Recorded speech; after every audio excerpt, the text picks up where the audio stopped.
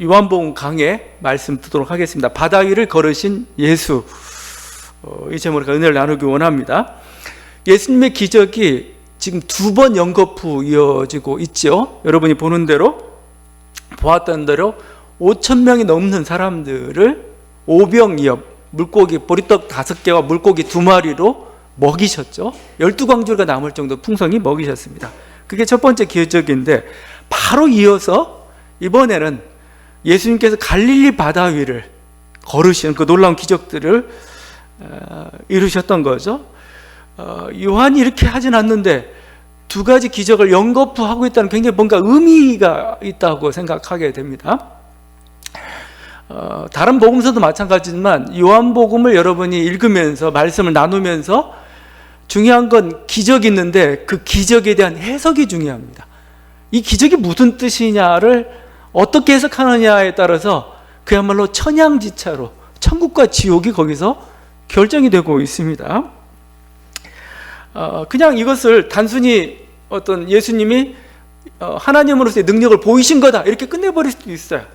그렇지만 요한은 더 깊은 의미가 담겨져 있고 또 잘못하면 오해된 의미도 있다고 지금 얘기하고 있는 겁니다. 그러니까 말씀은, 기적은 충분히 묵상해 봐야 돼요.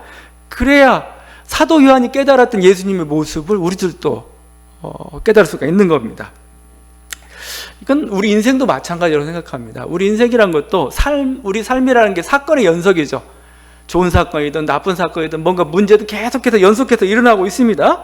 자, 그런데 사건은 사건이고 그것을 여러분이 어떻게 해석하느냐에 따라서 천양지차로 역시 갈립니다. 어떤 나에게 고통스럽고 좌절스러운 일이 일어났습니다. 그건 그냥 사건일 뿐입니다. 사건인데 이걸 어떻게 여러분이 해석하느냐 이거예요. 이것을 어떻게 의미 부여를 하느냐에 따라서 그야말로 그 사건은 정말 나에게 있어서 어떤 천국으로 인도하는 문이 될 수도 있고 아니면 나를 지옥의 나락으로 빠뜨리는 그런 게 될 수도 있습니다. 하나님 심판으로 해석하거나 재수가 없어 뭐 이렇게 해버리면은 정말 우리에겐 절망과 어떤 후회만이 남아있을 겁니다. 그러나 우리가 그 해석을 이런 식으로 해석할 수도 있는 거죠. 고통스러운 사건이지만 뭔가 여기 하나님의 선하신 뜻이 있다. 그렇죠? 뭔가 하나님의 선하신 뜻이 이루어지고 지금 있다는 거죠. 그리고 어떻게 보면은 나 자신을 완성시키기 위해서 뭔가 연단의 과정이다. 이렇게 만약에 우리가 해석한다면 뭐예요? 그것은, 그 고통은, 그 사건은 뭐예요? 신비죠, 진짜. 뭔가 하나님의 역사가 이루어지고 있는 걸 하는 신비이고 또 하나는 감사로 될 수가 있는 거죠. 똑같은 사건인데 어떻게 해석하느냐입니다. 동물은 해석하지 않아요. 동물은 그냥 받아들이는데 인간은 달라요. 인간은 해석을 해요. 내가 어떻게 받아들이냐에 따라서 거기서 천국과 지옥이 결정되고, 여러분 인간의 성공과 실패는 사실은 해석에서 결정되는 겁니다. 사건에서 결정되는 게 아니에요. 제대로 여러분이 해석하고 의미 부여를 좀 할 수 있기를 바랍니다. 지금 오늘 말씀에서도 크게 충돌하고 있는 겁니다.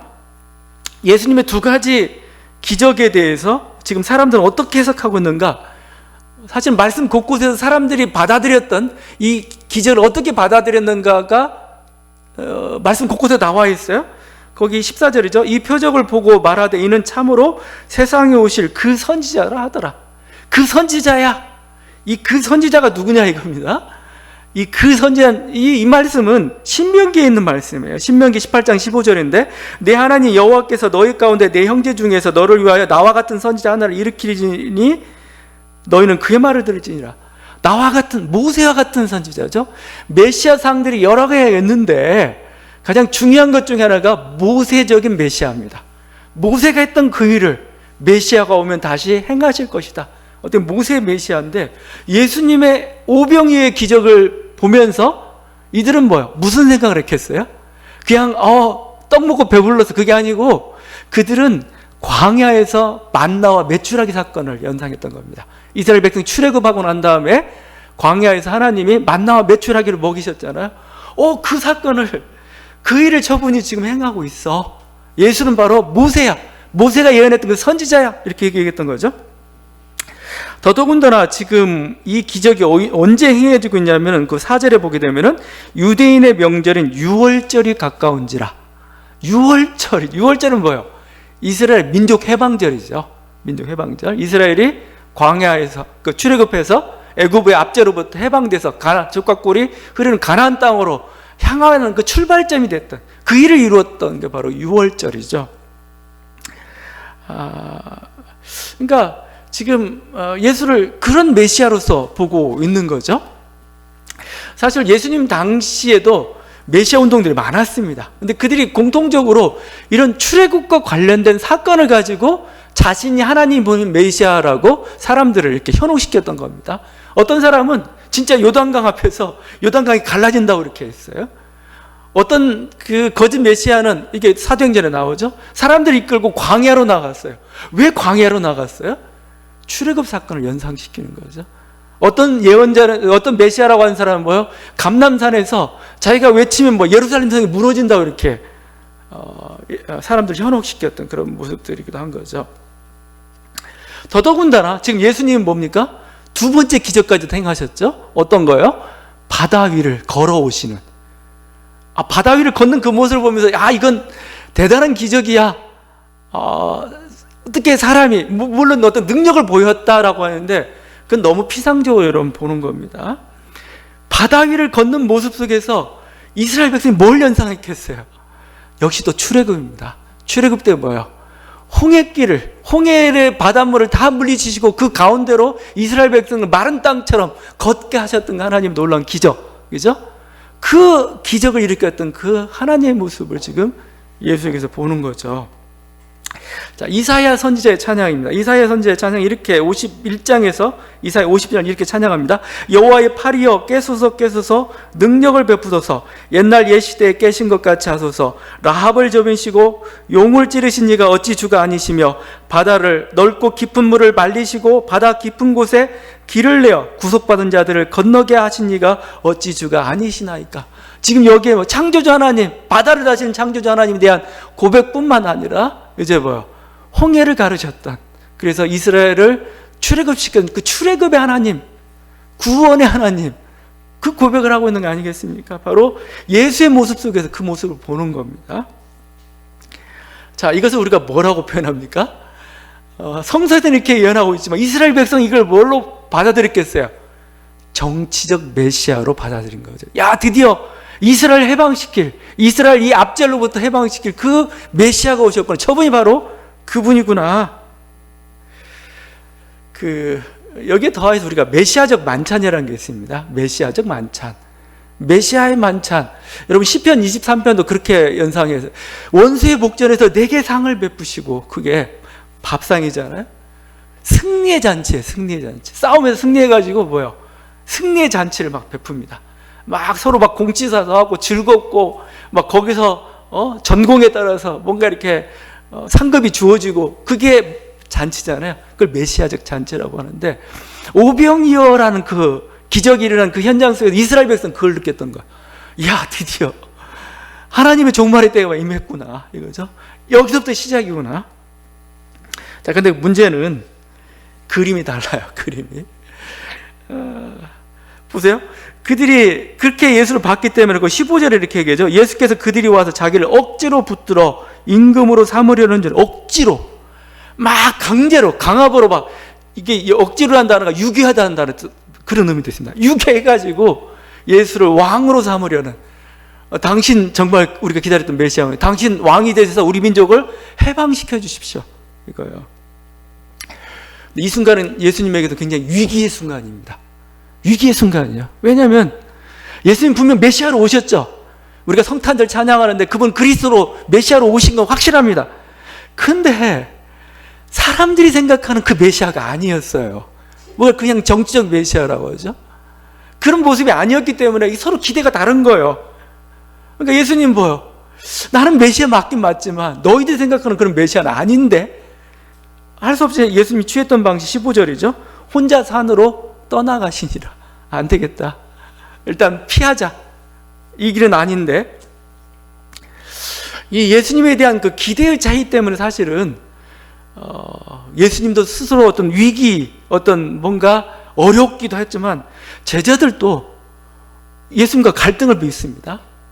가이사랴 빌립보에서 베드로가 예수님이 십자가를 가겠다 하니까 꾸짖어요. 막 심하게 책망합니다. 제자들은 예수님 예루살렘을 가실 때, 입성하실 때 마치 개선장군의 행진으로 본 겁니다. 야, 드디어 우리가 정권 탈취하러 가는 거야. 이런 모습으로 간 거죠. 그래서 막 서열 다툼이 벌어진 겁니다. 예수님 그게 아닌데. 유다가 예수를 팔려고 했는데 뭐 그가 그냥 돈에 대한 욕심 때문에 그런 건가? 아니, 그 아닐 수도 있다고 생각이 들어요. 자신이 그리던 이상의 어떤 좌절, 자신이 그리던 혁명적 메시아상이 안 해요. 예수가 그 길을 안 가는 겁니다. 거기에 대한 실망감일 수도 있는 거죠. 왜 그 민중들이 예수를 이렇게 십자가에 못 박도록 놔뒀는가? 민중들의 기대에 부응하지 않았어요. 예수가 민중들을 선동하지도 않았습니다. 그래서 어떻게 우리가 예수운동이라고 할 수가 있는데, 그 예수운동에서 죽은 자는 누구요? 예수님밖에 없어요. 십자가에서 달려 죽은 자는 예수님밖에 없습니다. 그게 예수운동이었으면 제자들과 수많은 사람이 같이 죽었어야 돼요. 예수만 죽었어요. 그 무리들도 예수의 동조를 못했다는 겁니다. 그게 예수님이 가지고 있는 외로움이에요. 산으로 혼자 따로 가시다. 이게 그냥 자기가 가야 될 길에 대해서 이해하지 못하고 있는, 사람들은 뭔가 욕망만 가지고 있는, 예수가 권력화하지 않는 거에 대해서 굉장히 불만을 가지고 있는 그런 모습들이죠. 여러분, 정치에서 힘을 갖는다는 것, 어떤 권력을 갖는다는 것은 강렬한 유혹이면서 어떤 동시에 그건 강력한 무기입니다. 정치는 힘을 가져야 됩니다. 힘이 없는 정치는 가장 무력하고 아무 소용이 없는 거예요. 허상이죠, 허상. 그게.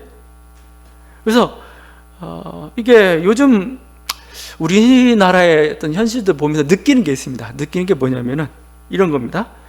정의로운 사람과 힘이라는 겁니다. 정의로운 사람과 힘, 권력. 올바른 사람이 힘을 가져야 돼요. 권력을 가져야 됩니다. 근데 그렇지 않은 게 항상 비극이고, 그 권력을 제대로 사용하지 못하는 것, 이게 참 우리 한국 사회 여러 가지 비극들 발전을 막는 모습들입니다. 현 정부가 어느 정도 이렇게 개혁성을 유지할 수 있는 것은 어떤 촛불 시위라는, 그걸 통해서 그들 지지하고 있는 세력들이, 국민들의 지지가 있기 때문에, 그래서 대통령 권력이라는 것도 어떤 힘을 얻은 거죠. 그렇기 때문에 사실은 가능한 거라고 볼 수가 있습니다. 그것뿐만 아니라 국회란 입법 권력까지도 사실은 갖게 되었던 거죠. 자, 그런데도 불구하고, 이렇게 힘을 가지고 있는데도 불구하고 기존 우리가 기득권 세력으로 하는 거죠. 그게 저항도 만만치 않아요. 제가 보니까 1년 동안 코로나 전쟁도 전쟁이었지만 그야말로 우리 속에서 보이지 않는 전쟁이 지금. 왜냐하면 새로운 어떤 그 촛불 그걸 통해서 나타났던 민주주의 권력이란 그 힘을 가진 세력하고 그동안의 어떤 기득권 세력과 지금 전쟁이 벌어지고 있는 겁니다. 막 여기저기. 그게 지금 최전선에 나타나고 있는 게 검사, 판사들, 뭔가 이렇게 언론 권력들 통해서 나타나고 있죠. 저는 이번 주에 일어났던 여러 가지 일련 사건들을 보면서 정말 누가 뭔가 이렇게 법을 빙자한 쿠데타라고 표현하는데, 저는 그냥 저도 맞다, 사법 난독이라고 저는 생각을 해요. 법관이나 검사나 법은 법을 수호하고 지키는 자들입니다. 근데 제가 보니까 이들은 법을 수호하고 지키는 자들이 아니고 법 기술자들이에요. 법을 빙자해서 자신의 기득권을, 이득을 지키려는 자들, 그래서 자신에게 유리한 자들, 자신이 보기에 자기 편한 자들은 유리하게 기소하거나 판결을 내리고, 그렇지 않은 자들은 시시콜콜 갖다 붙이고 침소봉대해가지고 유죄를 만들어버리는, 이게 불법이지. 그들에게 무슨 어떤 법관, 제가 얘기했잖아요. 법복들 좀 벗어요. 그건 목사나 입는 거지. 그건 왜 자신들이 무슨 신의 사자인 것 마냥 법복들 입고, 검사도 왜 법복을 입고 있는 거예요? 그거 정치는 여러분 그냥 단순한 이념 문제가 아니고 생활입니다. 생활. 저는 그들이 이렇게 무리한 행동들을 하면서 보는 걸 보면서 느끼는 게 뭐냐면은, 그동안 얼마만큼 자기의 권력을 그렇게 함부로 사용했는가가 좀 보여요. 그렇죠. 거기서 나온 게 유전무죄, 무전유죄란 말이죠. 뭔가 자기에게 유리하고 자기 이득이 되는 사람에게는 법이 관대해요. 그렇지 않은 사람은 뭐예요? 그냥 법대로 하는 겁니다. 그러니까 그 수많은 우리들 알 수 없는 그 삶의 현장 속에 당해왔어요. 당해왔어. 그래서 한국 사회의 목표는 뭐예요? 권력을 갖는 거고 항상 뭐예요? 힘을 갖는 거예요. 그렇지 않으면 당해요. 없던 죄도 생기고 뭐예요? 있던 죄는 뭐예요? 더 죽을 죄로 돼버리는 게, 그게 애들은 우리 생활 속에 일어났던 그 일이죠. 그걸 뭐예요? 지금 아주 노골적으로 본 거예요. 지금 이게 하여튼, 그래서 어떻게 보면 세상 정치에서는 정의로운 자가 힘이 없으면 당합니다. 아무 소용이 없는 겁니다. 그러다 보니까 이와 관련된 어떤 교훈들, 교훈적인 말들이 많습니다. 그 포스트 모던 철학자라고 불리는 그 데리다의 말입니다. 데리다가 이런 얘기입니다. 힘없는 정의는 무기력하다. 정의 없는 힘은 전제적이다. 군주론을 썼던 그 마키아벨리의 말입니다. 무장한 예언자는 누구나 승리했으나 무장하지 않은 예언자는 패망했다. 현실 정치에서는 정의로운 자가 권력을 갖는 것, 전 중요하다고 생각하고 그 권력을 제대로 행사하는 것, 이것도 굉장히 중요하다고 생각을 합니다. 그렇지 않으면 기득권자들한테, 이미 권력을 가지고 있는 자들에게 당합니다. 예. 하여튼 어떻게 보면은 지금 노골적으로 이렇게 보이고 있는 그런 어떤 저항들은 오히려 그들이 지금 힘을 잃었다는 것을 보여주고 있어요. 실제적으로 우리 코너에 몰렸구나, 최후의 발악처럼 보여요. 제 그들의 어떤 위기감의 반영이라고 할 수가 있습니다. 제가 세상 정치를 이렇게 얘기했죠. 세상 정치에서 힘이 가지고 있는 게, 권력을 갖는다는 게 얼마나 중요한지, 세상 정치는 그렇습니다. 그런데 예수님은 뭐예요? 백성들은 동일하게 예수님이 그걸 요구하고 있는 겁니다. 예수님은 그 길을 안 간 거예요. 권력의 길을 가지 않은 겁니다. 그래서 지금 백성들이, 이 백성들을 그냥 무조건 막 탐욕스럽다 이렇게 볼 수는 없어요. 그들에게 강렬한 어떤 해방의 소원들이랄지, 억압의 탈피해본 그런 소망들도 있었겠죠. 뭐 의로울 수도 있습니다. 의로울 수도 있는데 주님은 그 기대에 부응하지 않았어요. 왜 기대에 부응하지 않았느냐, 우리가 이걸 잘 파악을 해야 되겠죠. 예수님은, 제가 볼 때 이런 겁니다. 예수님은 세상 권력을 얻길 원한 게 아니었어요. 예수님은 뭐요? 권력이란 그 자체를 거부하는 게 예수님의 길입니다. 권력은 안 돼. 권력을 가지면 반드시 뭐예요? 누구를 지배하게 되어 있어. 그건 사람을 부자유하게 만들어. 나는 권력 자체의 길을 거부하겠어. 예수님의 길이었던 거죠. 그래서 예수님은 그걸 뭐라고 표현합니까? 섬김으로 표현하고 있어요. 낮아짐으로 표현하고 있고, 십자가에서 남을 십자가를 처형시키는 게 내 목적이 아니고 내가 죽는 거다. 그래서 모든 권력이 가지고 있는 모든 허상들을 드러내는 게 십자가다. 이렇게 이해가 되겠어요? 예수님만 외롭게 그 길을 갈 수밖에 없습니다. 여러분, 우리가 예수님이 원했던 정의라는 게 뭐예요? 데리다가 그런 얘기합니다. 불가능한 정의. 말은 뭐 하여튼 막 하고 있는데, 그 예수님께서 원하는 것은 정의인데 세상의 정의가 아니고 영원한 정의를 이루기를 원해요. 여러분, 그 정의란 결국 뭡니까? 여러 가지 누가 불평등한 상황 속에 나타나는 게 부정이고 정의란 얘기가 나오잖아요. 결국 우리가 정의라고 할 땐 뭐예요? 다수가 있잖아요. 다수. 이 다수의 이익을 대변해 주는 것, 이익을 보장해 주는 게 이런 식의 어떻게 보면 가장 노골적인 정의예요. 실제. 근데 예수님은 그 길을 가기를 원하지 않았어요. 모두가 의로운 길을 가기를 원하고 있습니다. 지금 모두가 해방의 길을 가고 있어요. 예수님은 특정 민족의 해방이 아니고 모든 민족들이 해방을 누리기를 원해요. 만약에 예수님이 이런 이스라엘 백성들의 그 요구에 부응하셨다면 예수님은 영원한 성자가 아니고 그냥 민족의 영웅으로 끝나버렸을 겁니다. 팔레스틴 땅에 있었던 하나의 민족의 영웅. 예수님 그 길을 가기를 원치 않았어요. 영원한 성자로, 영원한 해방을 가져주는 그런 존재로 서기를 원했던 거죠. 예수님은 사람들이 권력과 물질의 획득을 통한 자유가 아니라 인간들이 가진 죄와 욕망으로부터의 진정한 자유, 욕망을 실현해 주는 것 주체가 아니고 욕망으로도 우리를 자유케 하는 그런 존재로 서기를 그렇게 원하셨던 거죠. 예수님은 한마디로 이렇게 요한복음에 말씀하고 있죠. 내 나라는 이 세상에 속한 것이 아니다. 그냥 예수님이 하시는 그 말씀입니다. 사람들의 어떤 욕망의 결정체, 예수님이 그런 게 아니고 오히려 뭐예요? 예수님은 그 욕망을 깨트리는 분이에요. 욕망을 부수는 분이에요. 그러면서 참다운 인간성의 기준이 뭔가를 세우시는 분으로 오셨던 거죠. 그러니까 그게 안 되는 거야. 우리가 정의란 이름 속에 그 속에 가지고 있는 사람들의 모든 어떤 욕망들, 어떤 분열들, 편견들, 한계들 얼마나 많이 들어있는지 몰라요. 한편을 택하게 되면 뭐 한편을 버려야 되는 부류가 벌어지는 거죠. 예수님 그 길을 가길 원치 않으셨습니다. 그래서 결국 예수님 혼자 산으로 들어가실 수밖에 없었던 거죠. 이런 점에서 바다 위를 걸으신 이 기적도 잘 해석해야 됩니다. 오늘 설교가 좀 길어질 것 같으면 지금 절반 끝냈는데 여기 왔어요. 바다 위를 걸어야 되겠습니다. 일단 그러면 이거 하여튼 바다 위를 걸었어요. 예수님 바다 위를 건너 그 장면 보겠습니다. 예수님 배를 몰고 지금 호숫가 한가운데 지나가죠. 갑자기 큰 바람이 그러니까 배자들이 배를 몰고 좀 가고 있습니다. 가는데 갑자기 큰 바람이 붑니다. 파도가 쳐서 노젓게 힘들어요.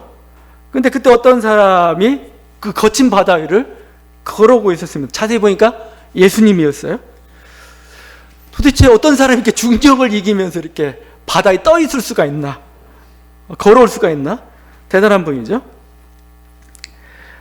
예수님 가까이 오시더니 제자들 향하여서 20절입니다. 내니 두려워하지 말라 말씀하시죠. 여기서 내니라는 그 단어, 헬라어는 에고에임입니다. 앞에도 계속 얘기했지만 에고에임, 나야. 그냥 자기 신분을 밝히는 게 아니고 에고에임이는 뭐예요? 우리가 신적인 언명이라는 표현을 씁니다. 그냥 학문적으로, 신학적으로. 하나님을, 자기를 지칭할 때 나야라는 표현을 많이 써요. 나야. 사실 그게 있잖아요. 여러분. 어떤 집에 누구세요?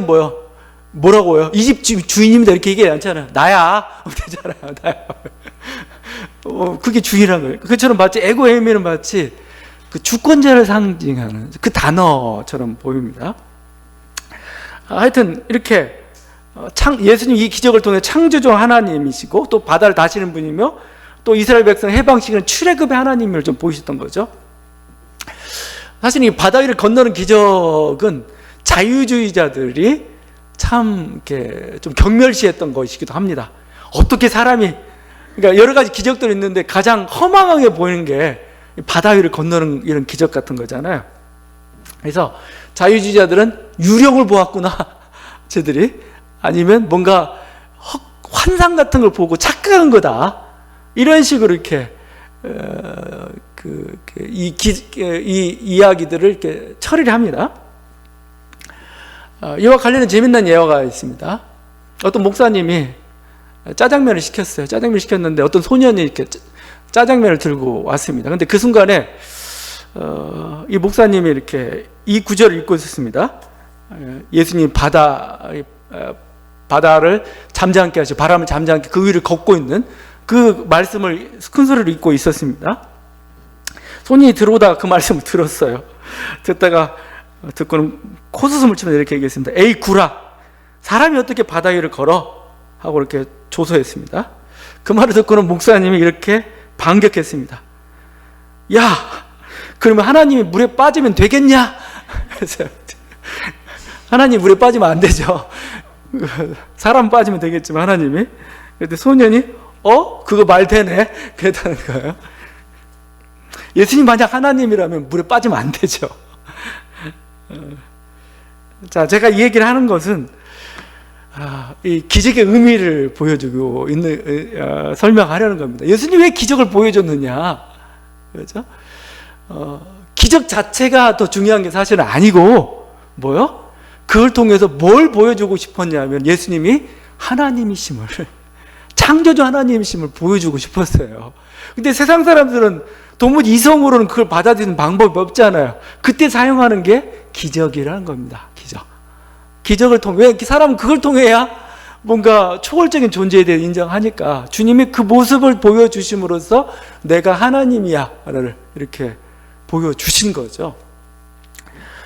이거에 대해서 우리가 과학적으로 증명하거나 뭔가 그건 할 수가 없어요. 어떻게 할 수가 없습니다. 그래서 우리는 그냥 이것을 그냥 계시라고 합니다. 계시 사건.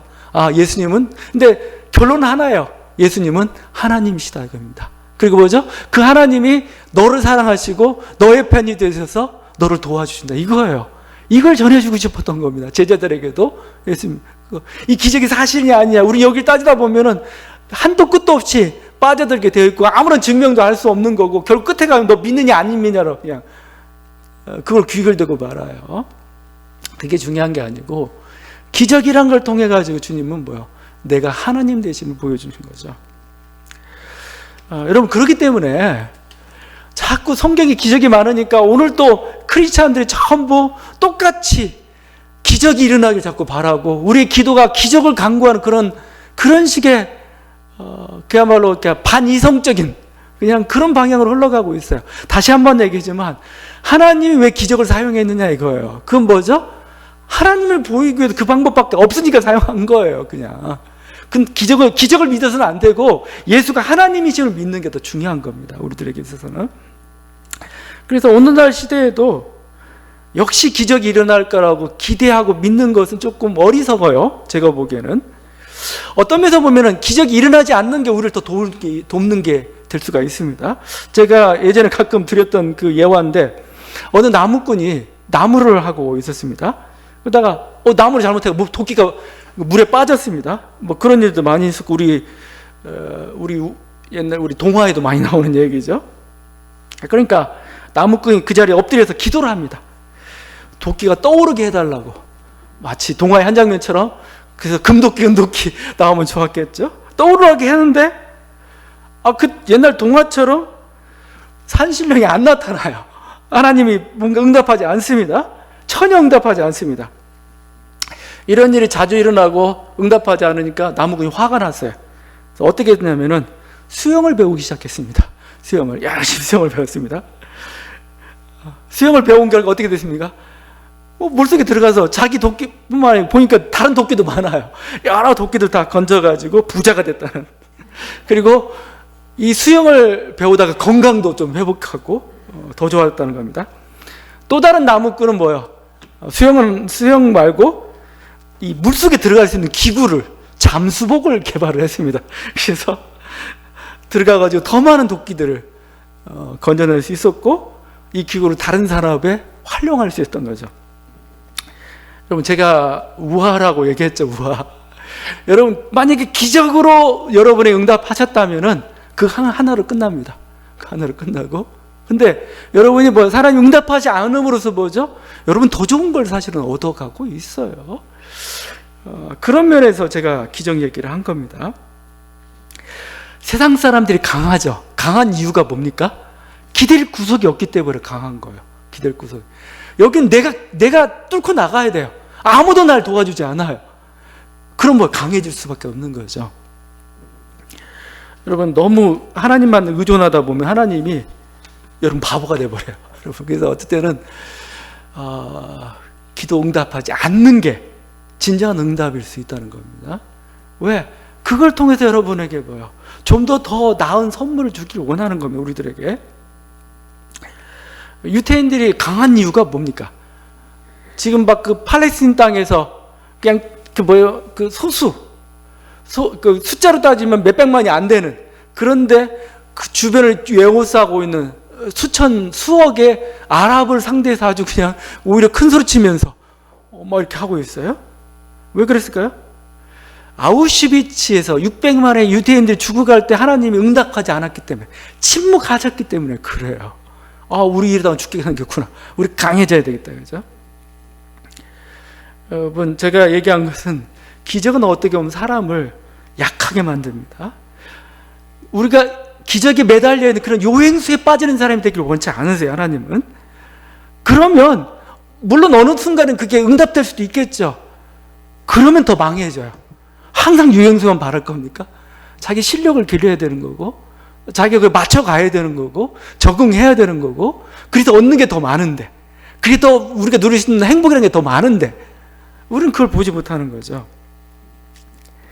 여러분, 코로나 상황도 마찬가지입니다. 코로나 상황에서 막 우리 기도는 이래요. 막 성령의 바람이 불어가지고 이것들 다 불태워버리고 그냥 다 날려버리고 동해 바다에, 태평양 바다에 다 빠뜨려버리고.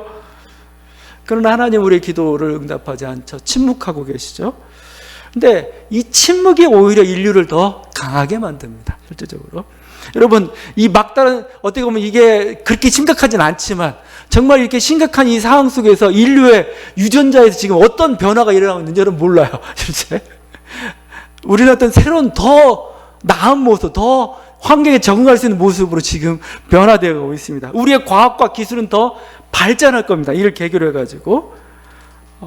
그럴 뿐만 아니라 우리의 어떤 마음 자세도 하나님께서 바꿔줄 수 있습니다. 우리가 너무 생태계에 대해서 너무 등한시했구나. 우리들이 완전히 그냥 착취의 대상으로만 생각했구나. 공존하는 게 얼마나 중요한가에 대해서 우리는 깨닫게 되고 우리 삶의 가치들을 바꿔갈 수도 있는 거죠. 이게 저는 진화라고 봐요, 오히려.